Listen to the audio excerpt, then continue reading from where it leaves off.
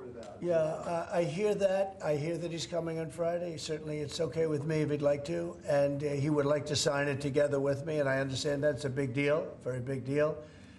And I think the American people, even if you look at polling, they're very happy because Biden was throwing money around like it's cotton candy, and it's a very big deal. Look, it could be $1 trillion deal, it could be whatever, but it's rare earths and other things. And look, we're spending hundreds of billions of dollars on Ukraine and Russia fighting a war that should have never, ever happened. That's a war that would have never happened if I were president. And it didn't happen for 4 years. People say, how do we know that it didn't happen for 4 years? Would have never happened.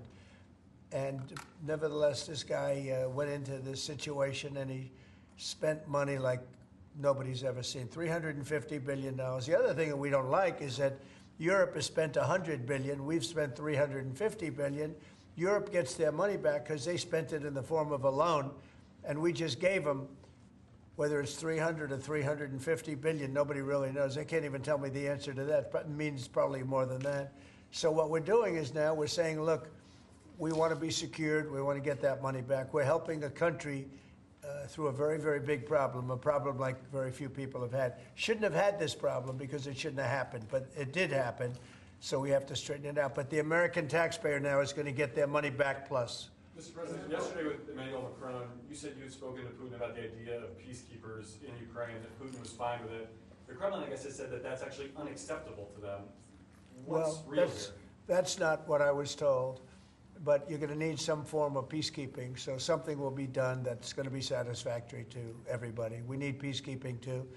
Any situation it's where actually American troops involved? It's actually something I did discuss, but a form of peacekeeping that's acceptable to everybody. Ultimately, we'll be able to agree on something, I'm sure. With Ukraine and this mineral deal, what does Ukraine get in return, Mr. President?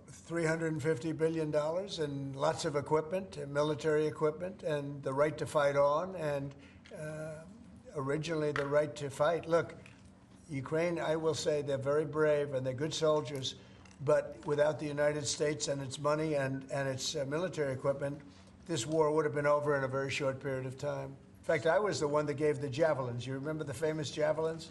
That was me. That wasn't Obama. It wasn't Biden. It wasn't anybody else. It was me.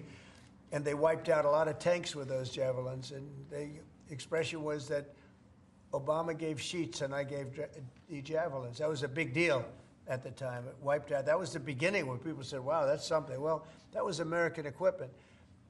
Without American equipment, this war would have been over very quickly. And American money, too. I mean, a lot of money. So that war-fighting equipment and the ammunition, that's sustained going forward for Ukraine, and how long is it sustained? Well, it could go forward for a while, and maybe until we have a deal with Russia. Look, we need to have a deal with Russia, otherwise it's going to continue.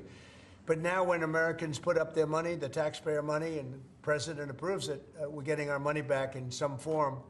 But it could go on for a while, or it could be settled quickly. I think it's going to be settled quickly. I spoke with President Putin. I think he wants to settle it, and wants to get on with life. It's horrible. What's happening, horrible. Thousands of soldiers a week are being killed, and others too, but especially on the battlefield. Thousands a week are being killed, and we want that to end.